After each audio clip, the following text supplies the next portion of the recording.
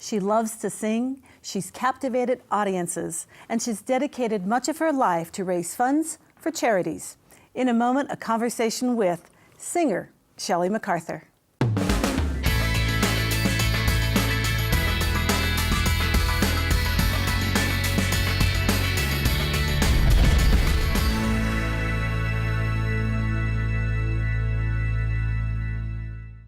Shelley, it's great to have you here, and we have so much to talk about. We have 30 minutes to get to know each other. Nothing about me, but I want to get to know all about you. First of all, I know you live in Chicago now, but did you grow up in Chicago, or where are you from?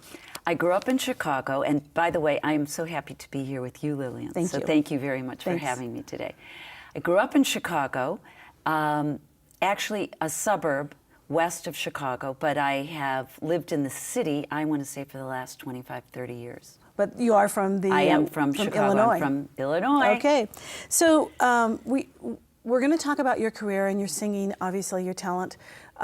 Did you always want to perform? Were you a little girl that just started dancing as soon as you possibly could, or doing stuff?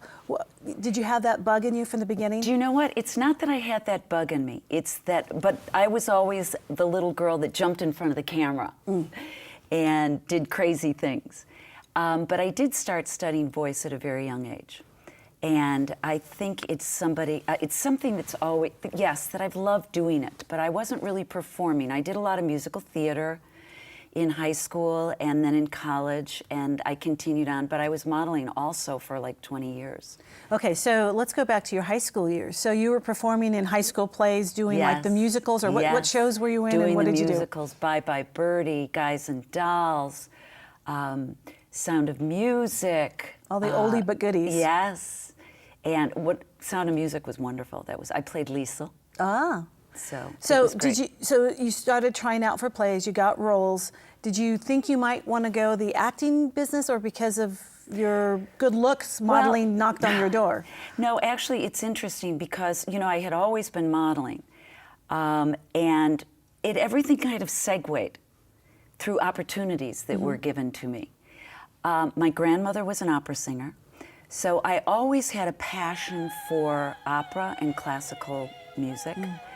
But things just kind of segued. It just kept going. So I was modeling, but I was singing a little bit. I was doing voiceover commercials, and then somebody saw me on the voice or heard me on the voiceover commercials, and then I was asked to sing in a very wonderful club in Chicago called the Gold Star Sardine Bar that was part owned by Bobby Short, the wonderful artist, cabaret artist, icon of the world. He's since passed away, but he part owned this club in Chicago called the Gold Star. And so I was a resident singer there. So then that happened, and I was singing jazz, and it was it had a wonderful panache about it. A lot of the great singers of the world, Tony Bennett, Frank Sinatra, if people were performing in Chicago, they would come over, they'd stop over for a drink. It just had a really good feeling. It was lots of fun. Bobby Short was there all the time. I would get up. Julie Wilson was a great singer, and we would get up and perform together, and it was great fun. It was really fun. So you did it for the love of it? Did you stay in Chicago because that's your home base, and you still got to perform, but you stayed closer to your home? And I was married, and I was raising children. So I stayed in Chicago because I needed to be there. I wanted to raise my children, but I also wanted to perform and do what I loved to do. And so when artists would come in, great artists, Michael Feinstein or whomever, I opened for George Burns many years ago. I want to ask you about that. I do want to ask you about that. So did you do it right at that particular location at the Gold Star? No. We did it at much bigger venues. So you were his opening act? I was his opening act. How was it working with George Burns? It was great fun. You must have been a child when you were doing that. I was. I did take a sabbatical too, but I did open for George Burns, and George was a wonderful character. And it was actually his last performance in Chicago. And it was very special. You know, he had a great following. And he was a very funny guy. You know, he had the cigar, he was little, he had his little entourage. And I, at the same time, had my entourage, which was like 5 or 6 models. So George took great fun in that I was with these gorgeous girls. I bet he did. They were hanging backstage, and so it was really fun. It but was fun. polite, funny, off Polite, camera, funny, on stage. charming, edgy. Edgy? Yeah. Was a nice you know, way I of mean, saying it? yeah, edgy. I'm being nice. And, but he was a great guy, great performer, sharp as a tack. Now you performed with a few other people on stage, some big names that you've I think I read David Foster. Yes. Did you perform with David Foster? Well, I had the opportunity of performing with David Foster. David Foster is a Horatio Alger recipient of the awards. And we were in Canada, and David asked me to sing a song, and I did I've Got a Crush on You by Gershwin. And like in 5 minutes, it was amazing. First of all, he's amazing. He is. And in 5 minutes, he rewrote the whole chart to, I think there were 6 strings and a bass, and he rewrote the whole chart and boom, boom, boom, added the strings and the bass, and it was an amazing moment. Yeah, I bet. So, yeah, he's great. He's so good about pulling talent. And sometimes you'll be at an event and he'll pull talent out of the audience. He'll bring Very some people scary. out. Yes, it is. Lillian, very scary. I would think so. Yes. Yeah. Well, but I think that the opportunity, those that have a lot of talent that want to try that, Yes. you really have to be daring enough You to have do to be it very and really daring. want to do it. Right, Because he absolutely. can tell you right quick, you got it. Exactly. Or you don't. Yes, you know? exactly. And you got to be able to. He's been a guest here many times. And Has he's he? yeah, I'm sure. He's a fabulous. He's so much fun to talk with. But you've also performed. Did you perform with Frank Sinatra? I did Or not perform with same Frank stage? Sinatra. I performed quickly in front of Frank Sinatra when he was in Chicago. Okay, so what's quickly and what is that story? It was just an off-the-cuff, very quick story. He was visiting Chicago. I think he might have been there for a performance. And he always frequented a club in Chicago called the Four Torches. So my friend, who was dating one of Frank Sinatra's entourage, called me and she said, "We got to go down to the Four Torches. Frank Sinatra's there." And, you know, we just did some backup stuff. He did not sing. Okay. It was just a fun thing. Oh, it was a moment. So that's a great moment. That's a Frank Yes. Sinatra moment. It was a Frank Sinatra moment. That you definitely had. Yes. Now, you said you studied. You said your grandmother was a opera My singer. grandmother was an opera singer, and I studied classical voice for many, many, many years. I'm still studying as of today, and it's a passion. I love it. And I love it. how did you know that opera or classical was the way you wanted to go, as opposed Do you to know what? pop or something else? I didn't. I actually didn't know that. I started studying it. My grandmother had a fabulous teacher, Eileen Deneen, who was a very well-known soprano. And as a teenager, I started studying classical voice. Not that I was loving it so much, because I was young and I Yeah. didn't really realize the artistry of it. And then as time went on, I started singing jazz, and I was at the Gold Star and I was singing jazz. But now, you know, it's funny how in life, your life takes turns, and you as you get older, you start coming into a full circle. And so that's what happened. Now I'm doing crossover. So I'm bringing all of that back. I'm studying with a wonderful vocal coach in Chicago who has really helped me revive that part of my voice.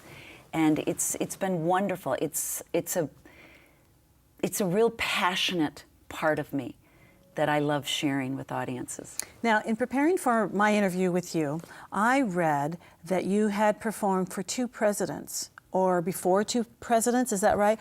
And one's a Republican and one's a Democrat. Exactly. So let me ask you about the experience, and what did you sing? Well, actually, I'm not going to reveal everything, but the first, it was President Clinton. Right. And he was in Chicago for a fundraiser. And we were actually doing the fundraiser for our state senator. And he came to Chicago, and this was 2 days after Monica Lewinsky broke. Yes, it was amazing. Wow. He was an amazing man. He was charming.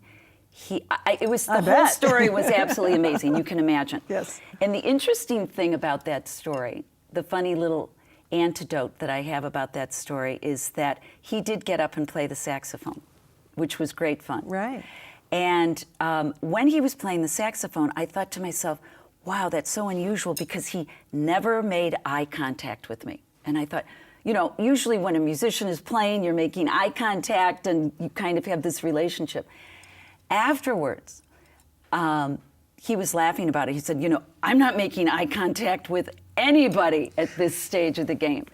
And he was charming though. He was a wonderful president, and he's been great. Then I had the opportunity, actually just recently, we were in Maine, the state of Maine, and George Bush, Right.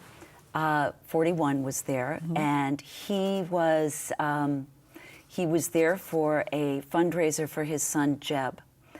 And all my life I wanted to sing for him because I love his family. I love the Bush family. They have a home in Kennebunk, Maine. Right.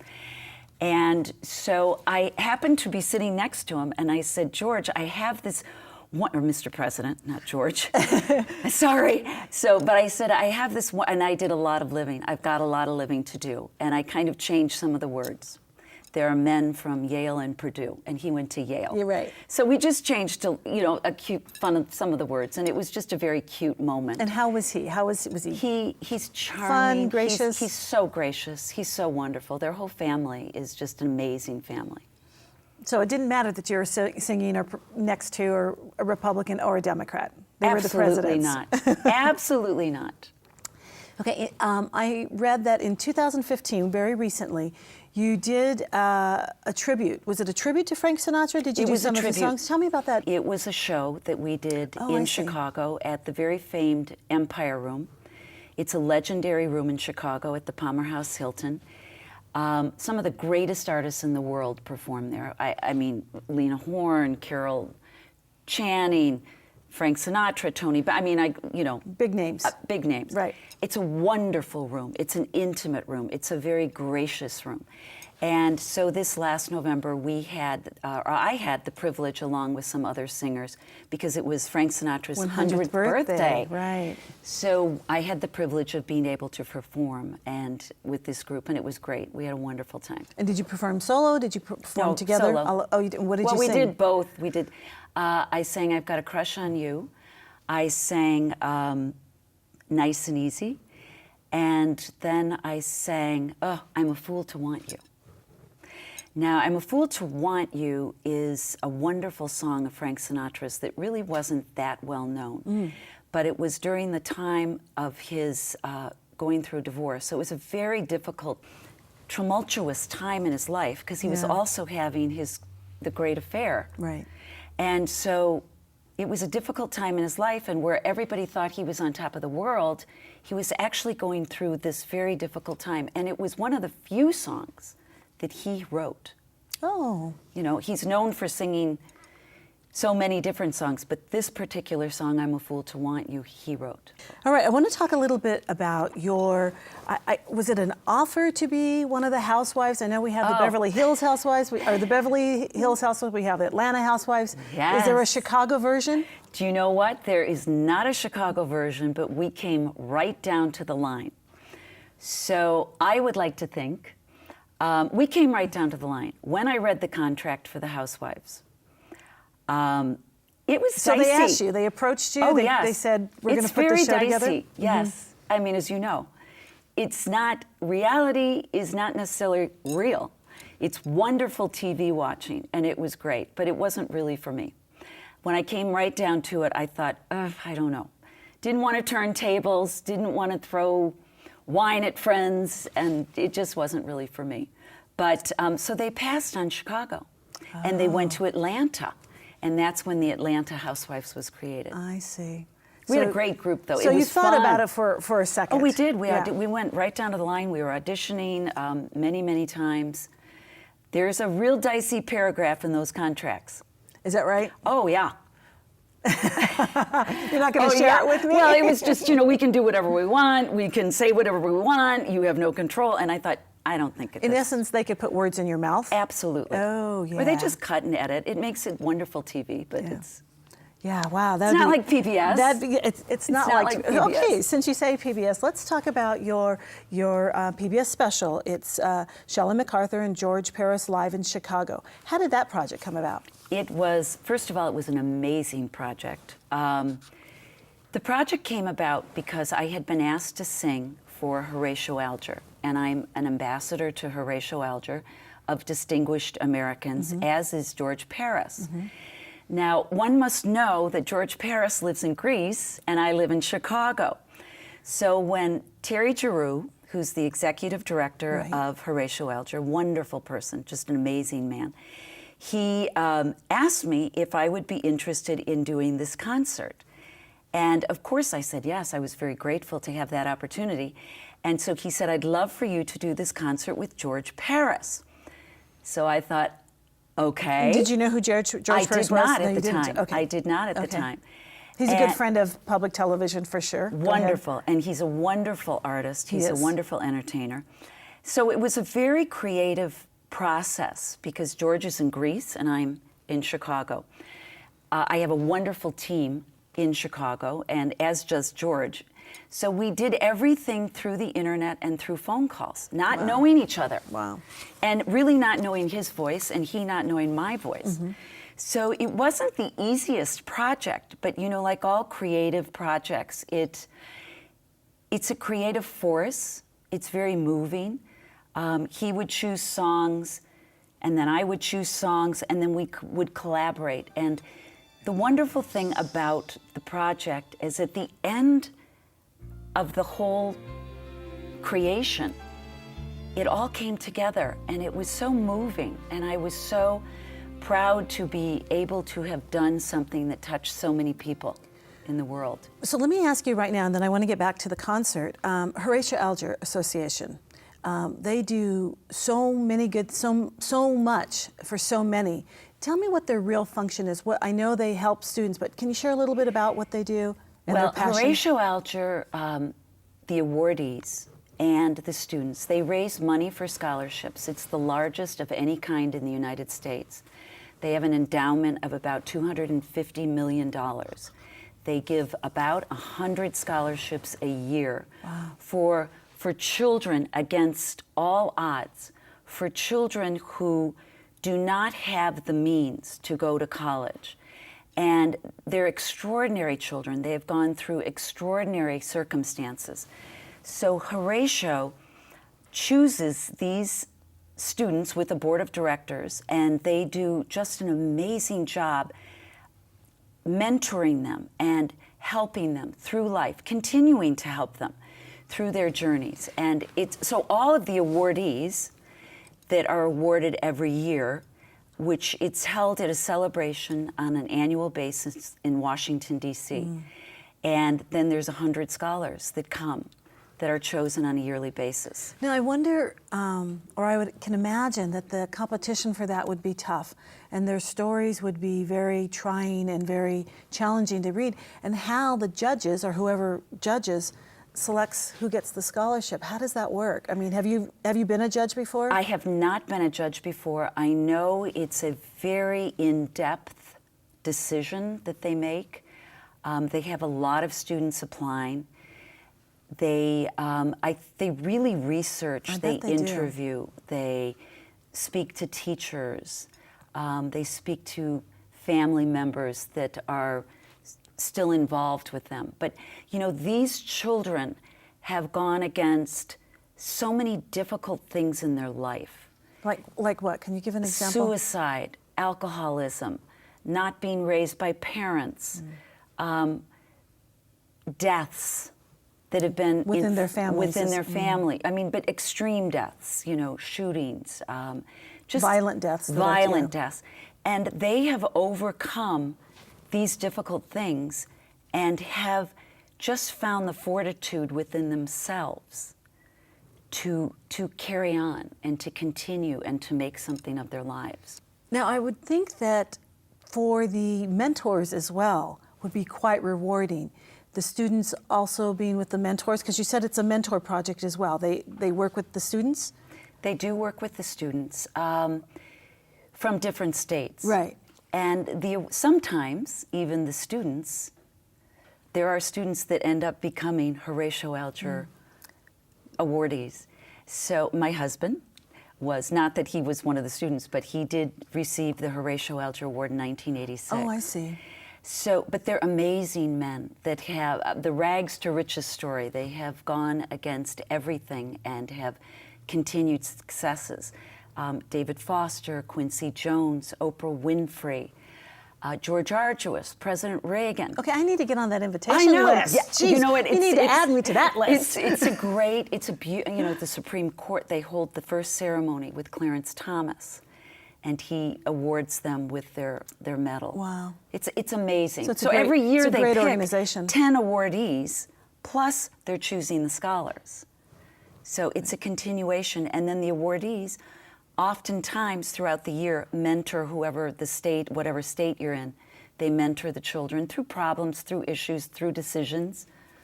So it's a wonderful. So it's a give and take, and it sounds like maybe both sides would benefit, and the mentors, is obviously the students are going to benefit, but it sounds like the mentors might, getting to know the students a little bit and the challenges they've been through, and Absolutely. how they're still doing well. It's such an empowering organization, and the people that are involved, I mean, I'm in awe of them because there are no obstacles.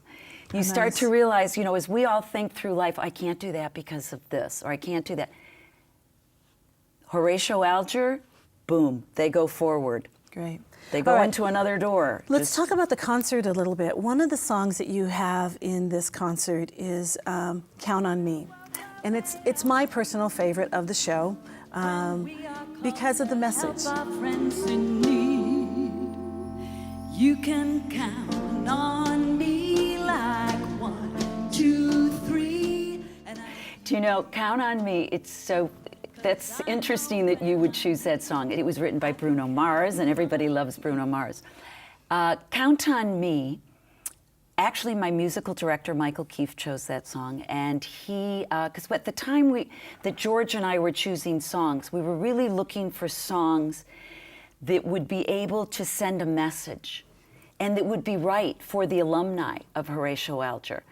And so Count on Me was a young song, it was an invigorating song, and it had a wonderful message. Right, yes. To count on me as a Horatio Alger person, and to be involved with the students. And so that's why that song was chosen. It was a great song. Now, I chose it. Well, it was a favorite of mine in the show, but I kind of felt like it was also very public television. Count on me. We're counting on the viewers to be our members. We're counting on their support to continue to bring this type of programming. So when you're there singing it, I'm thinking this is perfect for public television. I just loved the message. It was wonderful. The wonderful thing about public television is that when you watch public television, or you watch a concert like this that George and I did, I often felt every time I watch public television, I leave as a better person, having seen it.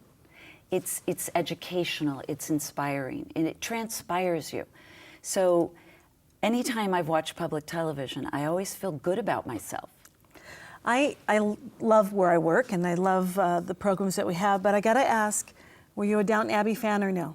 I was not a Downton Abbey fan. Oh my gosh, I Shelley. know, is that crazy? It was going so well. My son has a program, a brand new TV show on at the same time. All right. So, okay, I'll cut you the slack. Angie Tribeca. Okay, in our last couple of minutes together, I wanted to ask you, first going back to the show, is there a favorite you have? I mean, Count on Me was my favorite. What was yours? As far as an inspirational message, that was important to me as we created this show. At the same time, was one of my favorites because it had a message. First of all, Ann Hampton Callaway, who's a wonderful singer, wrote this song at the same time, and she wrote it as a prayer for world peace. Think of all the love pouring from our hearts at the same time. And she sent that song to President Reagan, and it was during the Reagan-Gorbachev summit. That was the purpose she wrote the song. So I think it's very relevant in today's world.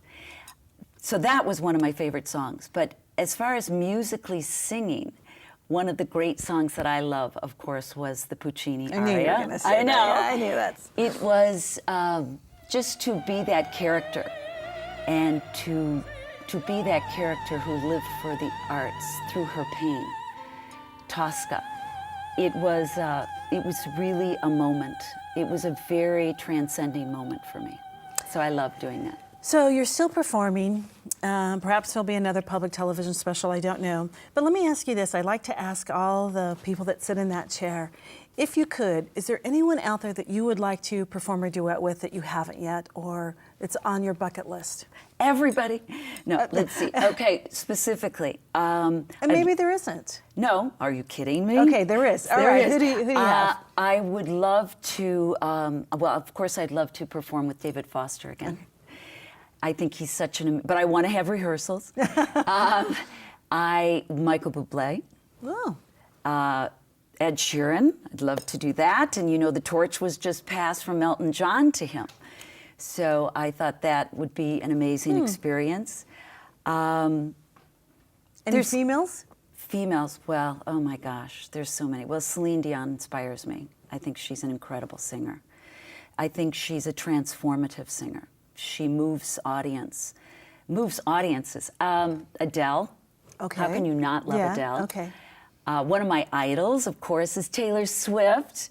Not that I do pop, but I love her. Okay, I didn't see that coming. I know. Well, she's an amazing, amazing artist, as you know, but she's also a great role model. And I don't know, maybe I could just stand in the background and Taylor could do her thing.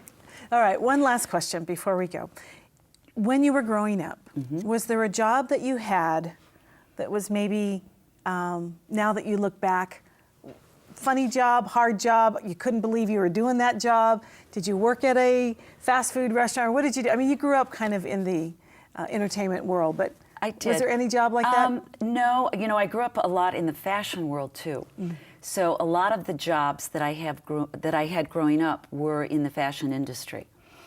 And besides modeling, I was a spokesperson, or I did things. But one of the most challenging jobs getting to my music was when Bobby Short first came into town.